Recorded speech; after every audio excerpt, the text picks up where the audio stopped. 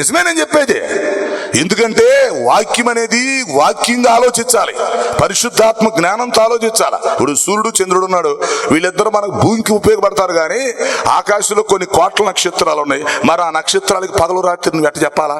వాటికి పగలు రాత్రి ఎట్ట వచ్చింది? అప్పుడు నువ్వు దినాలు ఎలా కొలుస్తావు, రోజులు? అంటే విశ్వ వెలుగనే దేవుడు ఫస్ట్ చేశాడు. దేవుడు ఈ స్తోత్రం. ఆ వెలుగై ఉన్నటువంటి దేవుడు మొట్టమొదటగా ఈ ఖాళీ ప్రదేశం అంతటా, అంటే ఈ సూర్య చంద్ర నక్షత్రాలు లేనప్పుడు, గ్రహాలు లేనప్పుడు, భూమి లేనప్పుడు అంతా ఖాళీ ప్రదేశమే కాబట్టి అంతా శూన్యం గనక ఆ శూన్యం అంతటా వెలుగుండేటట్టుకు దేవుడు చేశాడు. శూన్యం మొత్తం వెలుగే. అప్పుడు నీకు నక్షత్రాలు లేవిక, సూర్యుడు లేడు, ఎవరు లేరు, అంతా వెలుగుతో నింపేశాడు అన్నమాట. అంత గొప్ప దేవుడు మన దేవుడు. దేవుడి స్తోత్రం. వెలుగయ్యుండి వెలుగులో నివసిస్తూ వెలుగును చేసిన దేవుడు ఆయన. విశ్వ వెలుగును చేసిన దేవుడు. ఓకే, ఆ తర్వాత ఇంకా విచిత్రమైన విషయం చెప్తా. తర్వాత దేవుడు నక్షత్రాలు చేశాడు. ఎన్ని నక్షత్రాలు ఉంటాయి అంటారు? బైబిల్ ప్రకారం ఆలోచించినా, సైన్స్ ప్రకారం ఆలోచించినా కరెక్టే. కొన్ని కోట్ల నక్షత్రాలు ఉన్నాయి కదా. నక్షత్రాలకు ఇంతవరకు లెక్క మనకు ఇంకా రాలా. కొన్ని కోట్ల నక్షత్రాలు ఉన్నాయి. అయితే విచిత్రం ఏంటి చెప్పంటారా? బైబిల్లో చెప్పిన మరొక మర్మం ఏంటంటే నక్షత్రాలకు కాంతి లేదు అని బైబిల్లో ఉంది. ఇది మనం చెప్తే శుద్ధ తప్పు అంటారు మనల్ని. నక్షత్రాలకి కాంతే లేదు అని బైబిల్లో ఉంది. అది కానీ మనం చెప్పేమంటే ఇప్పుడు నవ్వుతారు అన్నమాట ప్రజలు. నక్షత్రాలు, ఇన్ని కోట్ల నక్షత్రాలు ప్రకాశిస్తూ ఉంటే పగలు కనిపిస్తున్నాయి, రాత్రులు కనిపిస్తున్నాయి, సూర్యుడు కూడా మనకు ప్రకాశిస్తా కనపడుతున్నాడు. నక్షత్రాలకి కాంతి లేకపోవటం ఏంటి అని ఒక్కసారి మనకు మైండ్ వెనక్కి వెళ్ళిపోయింది. కానీ బైబిల్ చెప్పేది వాస్తవం. ఎందుకంటే ఆయన దేవుడు కాబట్టి ఆయనకే తెలుసు, మనకు తెలియదు. దేవుడు ఏం చెప్తున్నాడంటే నక్షత్రాలకి కాంతి లేదు అని చెప్తున్నాడు. నక్షత్రములు ఆయన దృష్టికి కాంతి కలిగినవి కావు అని బైబిల్లో ఉంది. అంటే దాని అర్థమేం తెలిసిన? నక్షత్రాలు అనగా మీరు ఆకాశంలో చూస్తున్న ఈ కోట్ల నక్షత్రాలను అవన్నీ వాస్తవానికి రాళ్ళు, మొత్తం రాళ్లే. ఇంతవరకు మనకు ఒక్క నక్షత్రం గురించి కూడా మనకు తెలియదు కాబట్టి మనోళ్ళు అవి ప్రకాశిస్తున్నాయని మనం అనుకుంటున్నాం. మనకు తెలియదు కాబట్టి, మనం వాటి దగ్గరికి వెళ్ళలేదు కాబట్టి. మనం చంద్రుడి దగ్గరికి ఇంతవరకు సరిగా వెళ్ళాల. మనకు అందరికంటే దగ్గర ఉంది చంద్రుడు. భూమికి 4 లక్షల కిలోమీటర్ల ఎత్తులో ఉన్నాడు చంద్రుడు. ఇంతవరకు చంద్రుడి దగ్గరికి మనం వెళ్ళాల. మరి ఇలాంటి చంద్రుని కంటే కొన్ని కోట్ల నక్షత్రాలు ఉన్నాయి పైన. ఇప్పటి వరకు మనం ఇంత డెవలప్ అయినా చంద్రుడి దగ్గరికి వెళ్ళలేకపోతే ఈ కోట్ల నక్షత్రాల దగ్గరికి నువ్వు ఎప్పుడు వెళ్ళగలవు? కనీసం ఇంకొక 100 సంవత్సరాలు నువ్వు భూమి మీద ఉన్న ఒక నక్షత్రాన్ని కూడా చేరటం కష్టం. అలాంటప్పుడు కోట్ల నక్షత్రాల గురించి నీకేం తెలిసింది? తెలియదు. అందుకే బైబిల్ చెప్తుంది నీకు తెలియదు కాబట్టి. ఇంకొక 100 సంవత్సరాలు నేను భూమి మీద పెట్టినా నీ వల్ల కాదు, నీకు తెలియదు, అందుకు నువ్వు వినాలి. కాబట్టి నక్షత్రాలకి కాంతి లేదు. మన నక్షత్రాలు ఏంటి? రాళ్ళు. అవి నక్షత్రాలన్నీ రాళ్లే. కొన్ని కోట్ల రాళ్ళు దేవుడు శూన్యంలో రాళ్లు పెట్టాడు. ఈ శూన్యంలో రాళ్లు పెట్టాడు. ఒక్కొక్క రాయి పర్వతం అంత ఉండొచ్చు, ఒక రాయి మన భూగ్రహం అంత రాయి ఉండొచ్చు, ఇంకొక రాయి మన భూమి కంటే పెద్ద సైజు రాళ్ళు ఉంటాయి. అన్ని రాళ్లే. అయితే రాళ్లు పెట్టి అసలు దేవుడు ఎంత గొప్పడు చూడండి సార్. దేవుడి యొక్క సృష్టి మర్మం, శక్తి అర్థం చేసుకోవాలి. అందుకే శక్తి స్వార్థకుడిగా దేవుని స్తోత్రం. దైవ శక్తిని అర్థం చేసుకోవాలి. ఏం చేశాడంటే దేవుడు ఈ శూన్యం అంతటా రాళ్లు పెట్టి రాళ్లు వేలాడదీసి ఆ రాళ్లు అటు తిరిగేటట్టుకు చేసి ఆ తర్వాత ఏం చేశాడంటే ఆ రాయిలో ఒక శక్తి పెట్టాడు. ఏంటి ఆ శక్తి అంటే వెలుగుని ఛార్జింగ్ చేసుకునే శక్తి పెట్టాడు వాటికి, రాయికి. ఇప్పుడు మన బ్యాటరీ ఉంది సార్. ఇప్పుడు మన ఫోన్లో బ్యాటరీ వేసుకుంటాం. బ్యాటరీ వేసుకుని వెంటనే కరెంట్లో పెట్టగానే ఏమవుతుంది? ఆటోమేటిక్గా ఫోన్ ఛార్జింగ్ అవుతుందిగా.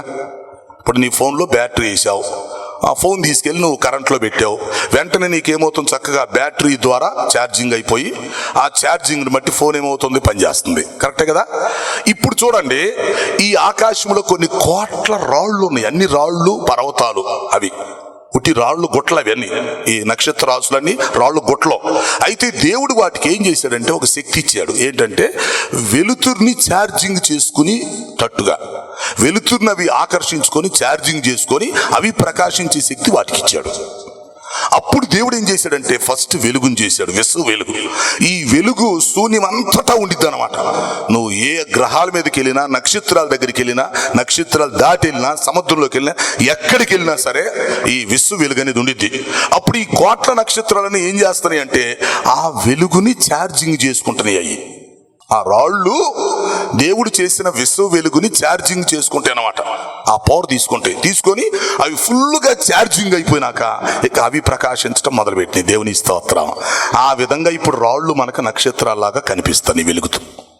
మనకు కనిపిస్తున్న ఈ నక్షత్రాలన్నీ ఇప్పుడు రాళ్ళు లాగా మనకు వెలుగుతున్నాయి అన్నమాట.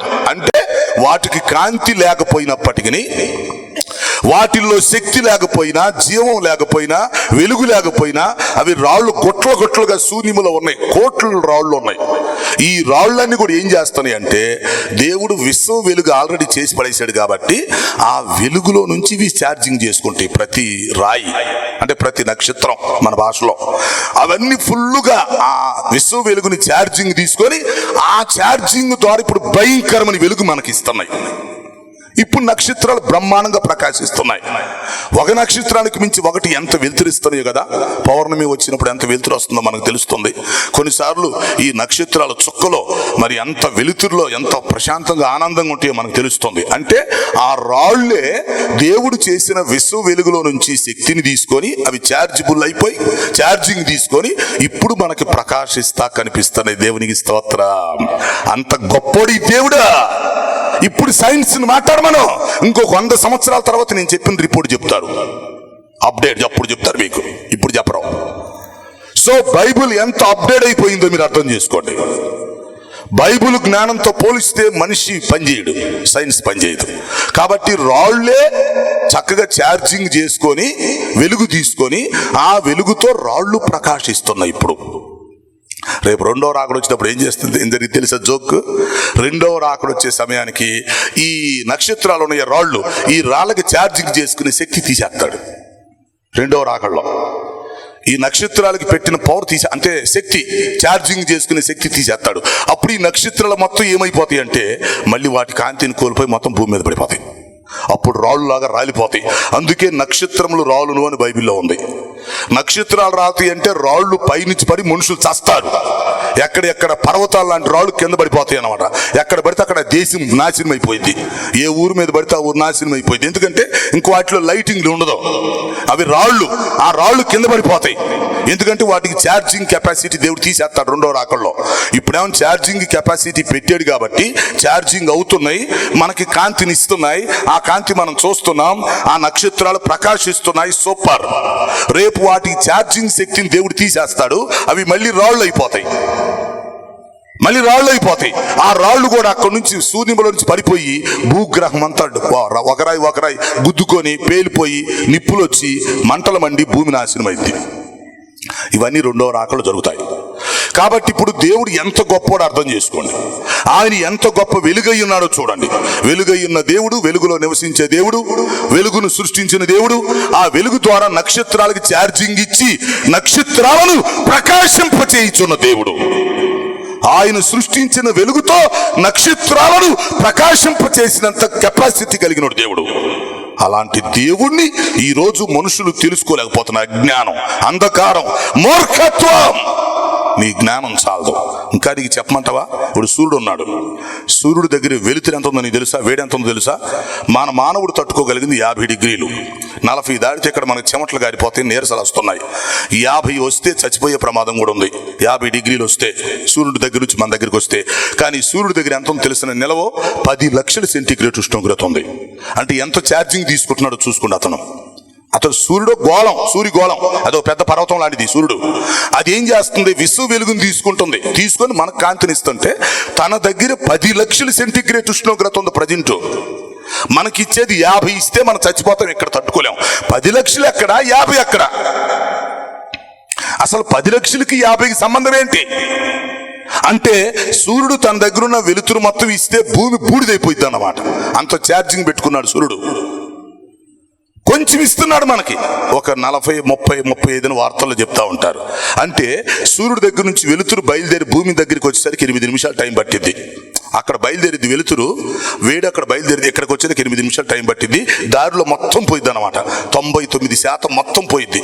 99 ఏంది, 99.99 మొత్తం పోయి కొంచెం మిగిలిద్ది మనకి. ఆ కొంచానికి ఇక్కడ చస్తున్నాం మనం.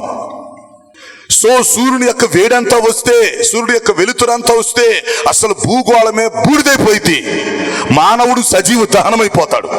అంత గొప్ప సూర్యుడికి కెపాసిటీ ఇచ్చినోడు దేవుడు. దేవుడికి స్తోత్రం. 10 లక్షల సెంటిగ్రేడ్ ఉష్ణోగ్రతతో సూర్యుని వెలిగిస్తున్నటువంటి చార్జిబుల్ సెల్స్ గా సూర్యుని వెలిగిస్తున్న దేవుడు ఎంత గొప్పవాడో మీరు అర్థం చేసుకోండి.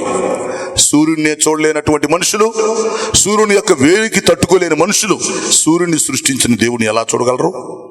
ఏమండి, సూర్యుడి దగ్గర 10 లక్షల సెంటిగ్రేడ్ ఉష్ణోగ్రత ఉంటే మనం 50 తట్టుకొని చచ్చిపోతున్నాం కదా. మరి సూర్యుని యొక్క వేడిని తట్టుకోలేకపోతే సూర్యుని చేసిన వాడిని నువ్వెలా తట్టుకోగలవు? సూర్యుని తయారు చేసిన వ్యక్తిని ఎలా తట్టుకుంటావు? ఆలోచించుకో. సూర్యుడు ఎంత ఛార్జింగ్ తీసుకుంటున్నాడు విశ్వ వెలుగులో నుంచి. ఆ విశ్వ వెలుగు ఎంత గొప్పది. వెలుగు ఎంత గొప్పదైతే వెలుగును చేసిన దేవుడు ఎంత గొప్పడు. అలాంటి దేవుడే ఈ బైబుల్ దేవుడు. ఈ దేవుడు మనమనుకున్న దేవుడు కాదు. ఈ దేవుడు వెలుగై ఉన్న దేవుడు, వెలుగులో నివసించువాడు, వెలుగును సృష్టించిన వాడు, వెలుగు ద్వారా నక్షత్రాలకి కాంతినిచ్చినోడు, రాళ్లను చేసి రాళ్లను నక్షత్రాలుగా చూపించినోడు దేవుడు, రాళ్లకు లైటింగ్ ఇచ్చినోడు దేవుడు. ఆ లైటింగ్ తో పిచ్చవాళ్ళం మనం ఏమనుకుంటున్నామంటే, అబ్బా నక్షత్రాలు బలి వెలుగుతున్నాయి అనుకుంటున్నాం. కవులందరూ అవరే రాస్తారు, కవిత్వాలు. సైంటిస్టులు అది చెప్తారు, పద్యాలు కవిత్వాలు అయ్యో ఉంటాయి, నక్షత్రాల యొక్క కాంతి. కానీ బైబిల్ చెప్తుంది, పెచ్చోళలారా నక్షత్రాలను చేసింది నేనురా, అవి రాళ్ళు, మీరు అమాయకులు, అవి రాళ్ళు. ఆ రాళ్ళకు వెలిగే గుణం పెట్టే నేను, మామూలుగా వెలగడం కాదు. నేను చేసిన వెలుగులో నుంచి అవి ఛార్జింగ్ తీసుకొని వెలుగుతీనానా అని చెప్తున్నాడు దేవుడు. ఇప్పుడు అర్థమైంది దేవుడు ఎవరో మీకు. అంత గొప్ప దేవుణ్ణి తెలుసుకోవటం మన వాళ్ళు ఏమైందండి? ఓ చంద్రమండలం గురించే తెలుసుకోవటం మనకు కష్టమైతే ఇన్ని కోట్ల నక్షత్రాల గురించి మనం తెలుసుకోగలమా? లేక ఈ నక్షత్రాలకు వెలుగునిచ్చినోడిని, వెలుగుని సప్లై చేసినోడి గురించి మనం తెలుసుకోగలమా? అందుకే దేవుడి గురించి మానవుడు తెలుసుకోవటం కష్టం. అంత శక్తి ఉంది వెలుగులో. అయితే ఆ దేవుడు ఏం చేశాడు తెలిసినా, నన్ను ఈ మనుషులు కనుగొనలేరు, నా మహిమను చూడలేరు, నా వెలుగును చూడలేరు. ఆఫ్టర్ వీళ్ళు సూర్యుడినే చూడలేకపోతున్నారే, 50 డిగ్రీల కంటే ఎక్కువ వేడి తట్టుకోలేరే, చచ్చిపోతారు పాపం ఈ మనుషులు. మరి 10 లక్షల డిగ్రీలే సూర్యుని ఎలా చూడగలరు? ఆ సూర్యుని చేసిన నన్ను ఎలా చూడగలరు? ఇదంతా కష్టంలే. కాబట్టి మనుషులు నా దగ్గరికి రాలేరు, కాబట్టి వాళ్ళు చచ్చిపోతారు కనుక నేనే వాళ్ళ దగ్గరికి వెళ్ళి పలకరించొద్దామని ఆ దేవాతి దేవుడు మానవ జన్మ తీసుకొని మానవ శరీరాన్ని ధరించుకొని యేసు ప్రభుగా భూమి మీదకి వచ్చాడు. ఇప్పుడు గట్టిగా దేవుడు స్తుతిద్దామా? హల్లెలూయా! ఇంత గొప్ప దేవుడు, వెలుగైనటువంటి దేవుడు, యూనివర్సల్ లైట్ ని సృష్టించినటువంటి దేవుడు, రాళ్లను నక్షత్రాలుగా ప్రకాశింప చేస్తున్న ఈ దేవుడు, కోట్ల నక్షత్రాలకు కాంతిని ఇవ్వగలిగిన ఈ దేవుడు మానవ జన్మలో యేసు ప్రభు రూపంలో ఇప్పుడు భూమి మీదకి వచ్చాడు. ఈ ప్రజలకు తెలియక అమెరికా వాళ్ళ దేవుడు, తెల్లోళ్ళ దేవుడు అని పెద్ద మాటలు మాట్లాడుతున్నారు. వీళ్ళకి ఏం తెలుసు అంటే, నీకు ఏం తెలుసు అని మాట్లాడుతున్నావు? తెలిస్తే మాట్లాడు, తప్పేమి లేదు. నీకు ఏమి తెలియకుండా ఏదో ఒకటి మాట్లాడిస్తే అంటే మనుషులు మరి ఏం చదువుతున్నారు నాకు అర్థం కావట్లా. నువ్వు చదువులేదంటే నేను వదిలేస్తా. నేను బీటెక్ బెగ్గొట్టానంటున్నావుగా, ఎంటెక్ ఎగ్గొట్టానంటున్నావుగా, లేకపోతే ఐఏఎస్ అంటావుగా, లేకపోతే నేను సైన్స్ అంటున్నావుగా. మరి ఏం చదివావు నువ్వు? ఏం తెలుసుకున్నావు నువ్వు? తెల్లోళ్ళకు ఇంకొక దేవుడు ఉంటాడా? ఇండియా వాళ్ళకి ఒక దేవుడు ఉంటాడు. ఎవడు ఉండడో, అందరికి ఒక దేవుడు ఉంటాడు. God is one. దేవుడికి స్తోత్రం. ఆయన వెలుగై ఉన్నటువంటి దేవుడు, ఆయన శూన్యములో ఉన్నటువంటి దేవుడు, ఆయన సర్వాంతర్యామిగా ఉన్న దేవుడు. రాళ్లను సృష్టించి రాళ్లను శూన్యంలో వేలాడదీశాడు. రాళ్లను ట్యూబ్ లైట్ లాగా వెలిగిస్తున్నాడు. రాళ్లకు ఛార్జింగ్ శక్తిని బట్టి ఛార్జింగ్ తీసుకోమని చెప్పాడు. ఛార్జింగ్ తీసుకుంటున్నాయి. రేపు ఛార్జింగ్ తీసేస్తాడు. ఆ శక్తిని తీసేస్తే మళ్ళీ రాళ్ళు అయిపోతాయి, కింద పడిపోతాయి. రెండవ రాకళ్ళు అదే జరిగింది. అదే నక్షత్రంలో రాలుట అంటే. కనుక బైబిల్ అర్థం చేసుకోండి. బైబిల్ చేతిలో పెట్టుకోవడం కాదు, దాన్ని అర్థం చేసుకోవడానికి జ్ఞానం కావాలి. కాబట్టి ఇప్పుడు ఆ దేవాతి దేవుడు, ఆ వెలుగయ్యున్న దేవుడు శరీర రూపాన్ని ధరించుకొని ఈ భూమి మీదకి వచ్చాడు, ఈ భూగ్రహం మీదకి వచ్చాడు. మనుషుల మధ్యలో నివసించి ఏమని చెప్పాడు తెలుసా? మనకు తెలుసు. మత్తయి సువార్త 11:28 చెప్పాడు, మానవ జాతి మొత్తాన్ని పిలిచాడు రమ్మని. ప్రయాసపడి భారం మోసుకొనుచున్న సమస్త జనులారా అన్నాడు. అమెరికా వాళ్ళారా, తెల్లోళ్ళారా, బ్రిటిష్ వాళ్ళారా, ఇండియా వాళ్ళారా అని చెప్పలేదుగా. మరి ఆయన చెప్పనటువంటి మాటలు మనం ఎందుకు చెప్తున్నాం? తప్పు కదా. ఆయన పలానా దేశం అని చెప్పలేదుగా, పలానా జాతి పలానా కులం అని చెప్పలేదుగా. ఓ ప్రయాసపడి ఓ పాప భారం మోస్తున్న ఓ సమస్త జనులారా, ఈ భూగ్రహం మీద 250 దేశాల్లో నివసిస్తున్న ప్రజలారా, మీరందరూ రండి, నేను మీకు విశ్రాంతినిస్తా, నేను మీకు రక్షణిస్తా. నేనెవరో మీకు తెలియదు, మీకు తెలియదు అన్న సంగతి కూడా నాకు తెలుసు. నేనెవరినో మీకు తెలియదు అన్న సంగతి నాకు బాగా తెలుసు. అందుకే నేను మిమ్మల్ని క్షమిస్తున్నా, అందుకే నేను తగ్గించుకొని వచ్చా, అందుకే మిమ్మల్ని పిలుస్తున్నా. ఎందుకంటే నేను దేవాతి దేవుడను, సర్వశక్తిమంతుడి, నేను వెలుగైనటువంటి దేవుణ్ణి, ఎవరు సమీపింపరాని స్థలములో నివసిస్తున్న వాడిని, నేను సర్వాంతర్యామిగా ఉన్నటువంటి దేవుణ్ణి, విశ్వ వెలుగును సృష్టిస్తూ విశ్వ వెలుగు కంటే వెలుగుగా ఉన్నటువంటి నేను ఈరోజు మానవ జన్మలోకి వస్తే నన్ను పట్టుకొని తెల్లోడు దేవుడు అంటారా? తెల్లోడుకోకడు, నల్లోడుకోకడు, ఎర్రోడుకోకడు ఉంటాడా? పొట్టోడుకోకడు, పొడుగోడుకోకడు ఉంటాడా? ఇండియా వాడుకోకడు, అమెరికా వాడు ఒకడు ఉంటాడా? ఏం మాట్లాడుతున్నారు మీరు? దేవుడు అడుగుతున్నాడు. అయినా నేను మిమ్మల్ని క్షమిస్తున్నాను. ఎందుకో తెలుసా? మీకు తెలియక అంటున్నారు కాబట్టి, మీకు తెలియదు కాబట్టి నేను క్షమిస్తున్నాను. సమస్త జిల్లారా నా దగ్గరికి రండి.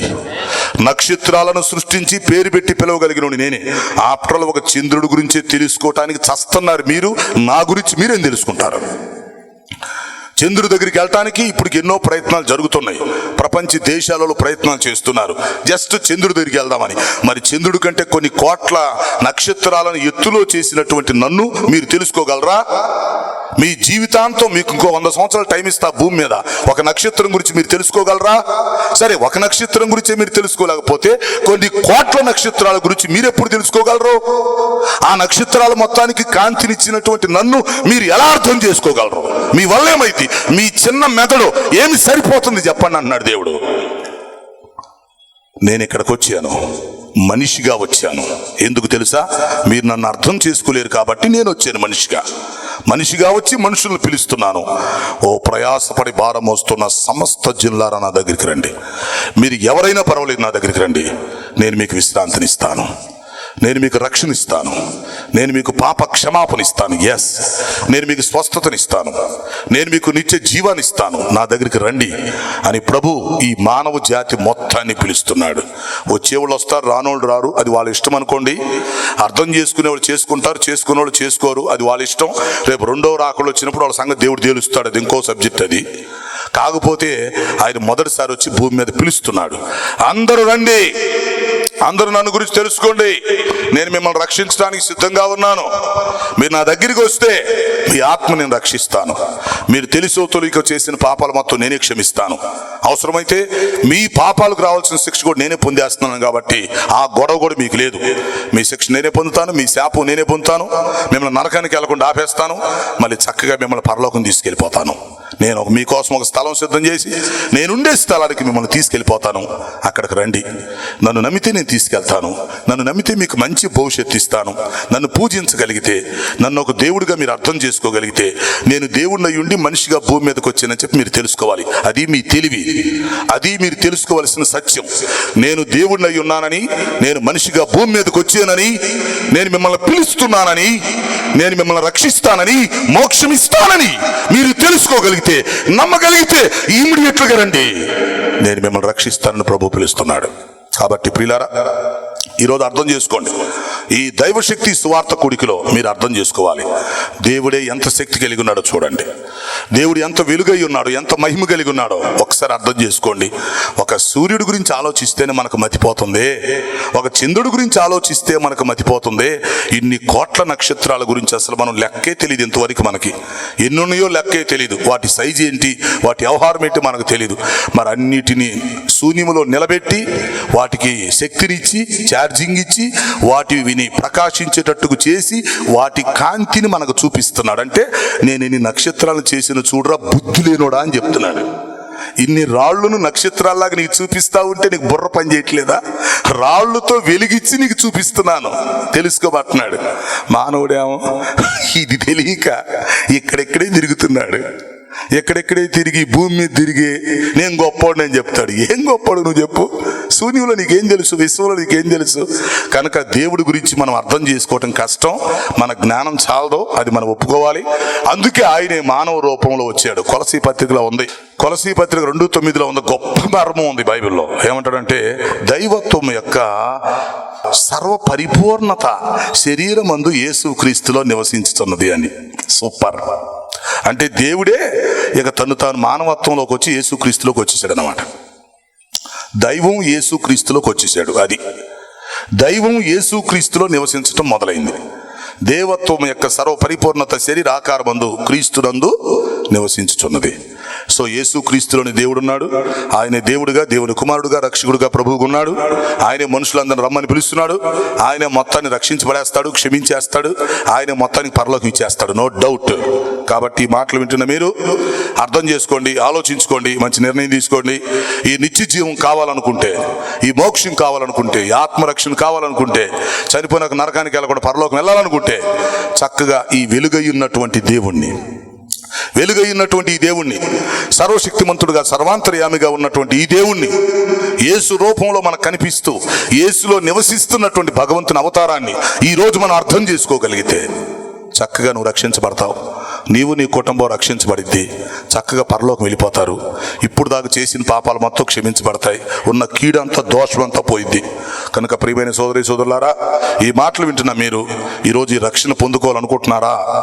ఈ పాప క్షమాపణ పొందుకుందామని ఆలోచన వస్తుందా? ఈ నిత్య జీవం దగ్గరికి వెళ్ళాలనుకుంటున్నారా? ఇంత గొప్ప దేవుణ్ణి ఎప్పుడైనా కలుసుకుందాం అనుకుంటున్నారా? ఈరోజు కలుసుకోండి, రండి. ఈరోజు ఆ ప్రభు దగ్గరికి వచ్చి ఆయన మన హృదయంలో చేర్చుకొని, ప్రభువా నా హృదయంలోకి రండి, ప్రభువా మా ఇంట్లోకి రండి అయ్యా, నువ్వు ఎంత గొప్ప దేవుడువా, నక్షత్రాలను రాళ్లుగా చేసి వెలిగించినోడిగా. ఇంతవరకు ఏ సైంటిస్ట్ చెప్పలేదు, ఇంతవరకు ఫస్ట్ టైం వింటున్నాం. ప్రపంచంలో ఏ నాసావాడు చెప్పలేదు దీన్ని, ఏ గూగులోడు చెప్పలేదు. ప్రపంచం తల్లకిరిందులు చేసే విషయాలు చెప్తున్నాం మీకు. నక్షత్రాలను రాళ్ళు అని మేము పిలుస్తున్నాం, కాదు అని ఇంతవరకు ఎవడు చెప్పలేదు. అంత గొప్ప దేవుడు ఈరోజు యేసు రూపంలో వచ్చి మన హృదయం అనే తలుపు దగ్గర నిలబడి తలుపు తడుతున్నాడు. ఆయన దగ్గరికి వస్తావా? ఈరోజు యేసు ప్రభు నమ్ముతావా? యేసు ప్రభు అనగా నీకు తెలుసో తెలియకో ఆ దేవుడు ఈ దేవుడు అనుకుంటున్నావు. అవన్నీ నువ్వు తెలియక అంటున్నావు అన్న సంగతి దేవుడికి తెలుసు. అందుకే ఆయన కూడా క్షమిస్తానంటున్నాడు. ఎందుకంటే నువ్వు తెలిస్తే అనవో, తెలియక అంటున్నావు. అందుకే దేవుడు కూడా అర్థం చేసుకుంటున్నాడు. వీళ్ళకేం తెలుసులే, పిల్లలకి వీళ్ళు 100 సంవత్సరాలు బ్రతికినా నా దృష్టిలో పిల్లలే కదా, వీళ్ళకేం తెలుసులే అని దేవుడు కూడా అర్థం చేసుకుంటున్నాడు మనల్ని. అందుకే ఓర్చుకుంటున్నాడు, అందుకే క్షమిస్తానంటున్నాడు. కాబట్టి ఈరోజు ఆ ప్రభు దగ్గరికి వస్తే ఎస్, ఆయన నిన్ను రక్షిస్తాడు. ఈ వర్తమానం విని కూడా ఈ రోజు యేసు ప్రభు నమ్మకపోతే రేపు నక్షత్రాలన్నీ కేకలేస్తాయి. అరే బుద్ధి లేనాడు, మేము రోజు వెలుగుతున్నావురా, మమ్మల్ని చూస్తున్నావు, మేము రాళ్ళు రా అని. రేపు రాకడలో సాక్ష్యం చెప్తే నక్షత్రాలు కొన్ని కోట్ల రాళ్ళు సాక్ష్యం ఇస్తే రేపు గుర్తుపెట్టుకోండి. అందుకనే ఈ నిత్య జీవం పొందుకోవడానికి యేసు ప్రభు దగ్గరికి రండి. హృదయమనెడు తలుపు నోద యేసునాదుండు, హృదయమనెడు తలుపు నోద యేసునాదుండు,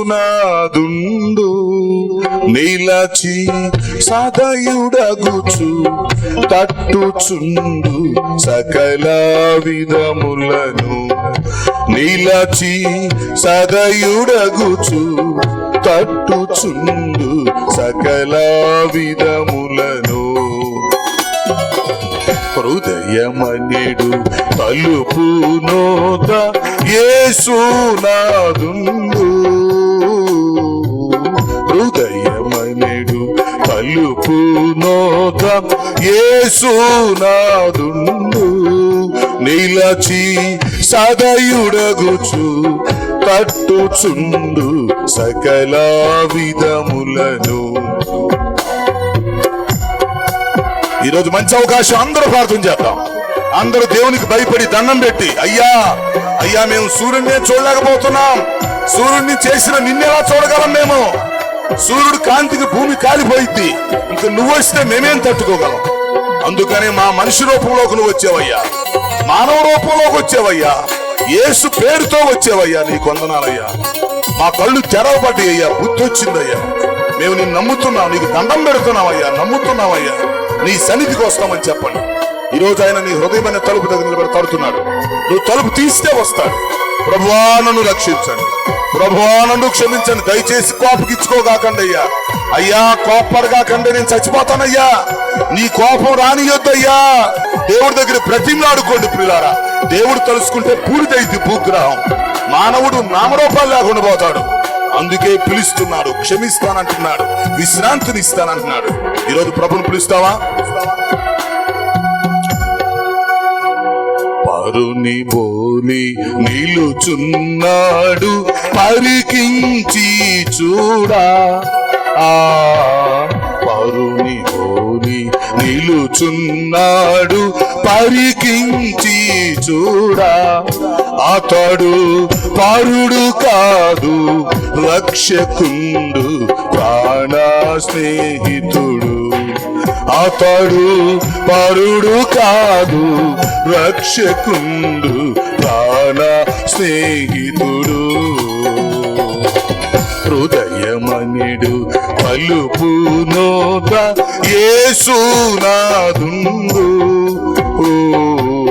హృదయమనిడు పలుపు నోట యేసునాదుండు.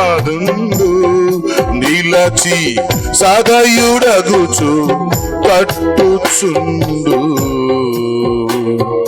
సకల విధములను. రైట్. ఈరోజు ప్రభు కావాలా? ప్రభు కావాలా? ఈ మంచి దేవుడు నీ కోసం తగ్గించుకున్న దేవుడు, నీ కోసం మనిషి రూపంలోకి వచ్చిన దేవుడు. ఎందుకంటే నువ్వు ఆయన అర్థం చేసుకోలేవన్న సంగతి ఆయనకు తెలుసు. ఆయన దగ్గరికి నువ్వు వెళ్ళలేవని, ఆయనను చూడలేవని, అసలు ఆయన గురించి నీకు 1% కూడా తెలియదు అన్న సంగతి ఆయనకి తెలుసు. తెలుసు కాబట్టి ఈ నోస్ ఆల్ థింగ్స్. ఆయనకి మొత్తం తెలుసు కాబట్టి నీ కోసం మనిషిగా వచ్చాడు ఇక్కడికి. నీకు తెలియదన్న సంగతి ఆయనకి తెలుసు కాబట్టే మనిషిగా వచ్చాడు, మనిషిగా మాట్లాడుతున్నాడు. రండి రండి, మీకు రక్షణ ఇస్తాను, రండి మిమ్మల్ని క్షమిస్తాను, రండి నిత్య జీవాన్ని ఇస్తాను అంటున్నాడు. మరి ఈరోజు ఆ ప్రభు దగ్గరికి వస్తావా? ఈరోజు ఈ రక్షణ భాగ్యం పొందుకుంటారా? ఇంకా మీరు నిర్లక్ష్యంగా ఉంటే యేసు ప్రభు అంటే మీకు ఎలా కనిపిస్తున్నాడో మీరే ఆలోచించుకోండి. చివరికి దయచేసి నష్టపోకుండా చూసుకోండి. మేము ఎవరిని బలవంతం చెయ్యం. మత ప్రచారం అసలే కాదు, ఇది ఉన్న సత్యం. ఇది చెప్పవలసిన బాధ్యత ఉంది. మేము చెప్పలేదనుకో మేము తప్పు చేసినట్టయింది. ఎందుకో తెలుసా? రేపు మీరు నరకంలోకి అగ్నిగుండంలో కాలుతా ఏడుస్తా రొమ్ములు బాదుకుంటా ఉంటారు. అప్పుడు అనుకుంటారు మాకెవరన్నా యేసు ప్రభు గురించి చెప్పుంటే బాగుండు కదా అనుకుంటారు. మీరు అనుకోకుండా అప్పుడు బాధపడకుండా ఇప్పుడు చెప్తున్నాం మేము. దయచేసి అర్థం చేసుకోండి ప్లీజ్. పెద్ద మనసుతో తీసుకోండి. మేమేదో విమర్శిస్తున్నాం అనుకోగా, అసలు ఇందులో విమర్శలే లేవు. ఇక్కడ మత ప్రసక్తి లేదు, మత ప్రచారం అసలే లేదు. ఇది సైన్స్ కి మించింది. ఇది సృష్టి రహస్యాలు. ఇవి సృష్టి రహస్యాలు. సృష్టికర్త సృష్టిని ఎలా చేశాడో మీకు చెప్తున్నాం. అంత గొప్ప దేవుడు భూమి మీదకి వస్తే ఆయన్ని అర్థం చేసుకోలేకపోవటం అనేది సహజం. అంటే మనకు తెలివి లేదు. ఆయనకి తెలుసు కాబట్టి ఆయన కూడా ఫీల్ అవ్వట్లేదు. ఆయనకి బాధ ఉంది, లోపల కోపం ఉంది, కానీ ఫీల్ అవ్వట్లా. ఎందుకు? ఆయనకి మన గురించి లేక ఆయనకి తెలుసు, కానీ ఆయన గురించి మనకు తెలుసుకునే శక్తి లేదన్న సంగతి కూడా ఆయనకి తెలుసు. అందుకే ఓర్చుకుంటున్నాడు. చివరికి నీ కోసం బలైపోయి రక్తం అంతా కారుస్తూ నేను రక్షిస్తాను, నేను క్షమిస్తాను, నీ హృదయంలో నాకు చోటివ్వు, మీ ఇంట్లో నాకు చోటివ్వు, నా సన్నిధికి రా, నేను చూసుకుంటానని ప్రభువు పిలుస్తున్నాడు. ఒక్కసారి ఆలోచించుకొని ఈరోజు హృదయం అనే తలుపును తీసేసి లోపలికి రమ్మని పిలుచుకుంటే వస్తాడు, రక్షణ ఇస్తాడు, నిత్య జీవాన్ని ఇస్తాడు. ఈ అవకాశాన్ని ఉపయోగించుకోండి. ప్రార్థన చేద్దాం. తండ్రి నీకు స్తోత్రాలు. విన్న వర్తమానం మా హృదయాల్లో ఫలింప చేయమని మనం చేస్తున్నాం. భక్త యోహాను చెప్పినట్లుగా దేవుడు వెలుగై ఉన్నాడు. ఎంత గొప్ప సత్యం ఇది. నువ్వు ఎలా వెలుగుగా ఉన్నావో, వెలుగులో నివసించావో, వెలుగును సృష్టించావో, వెలుగు ద్వారా మనుషులను రక్షిస్తావో మాకు తెలియపరిచినందుకు నీ స్తోత్రాలు. వెలుగయ్యను నీవు మానవుడిగా వచ్చి మానవ జాతిని రక్షిస్తానని పిలుస్తున్నావు. మీకు వందనాలు. ఇది ప్రతి ఒక్కళ్ళు మంచి మనసుతో అర్థం చేసుకోవటానికి సహాయం చేయండి. గ్రహింపు శక్తిని కలుగు చేయండి. విన్న వర్తమానం మా హృదయాల్లో ఫలింపు చేయండి. అనేకులు చక్కగా ప్రభువును తెలుసుకొని రక్షణ పొంది నిత్య జీవాన్ని పొందుకునే కృప దయచేయమని మనం చేస్తున్నాం. ఈరోజు ఈ సువార్తకుడికి ఘనంగా జరిగిస్తూ వచ్చినందుకు మీ స్తుతులు చెల్లిస్తూ యేసు పరిశుద్ధ నామములో అడుగుచున్నాను తండ్రి. ఆమేన్, ఆమేన్. Thank you.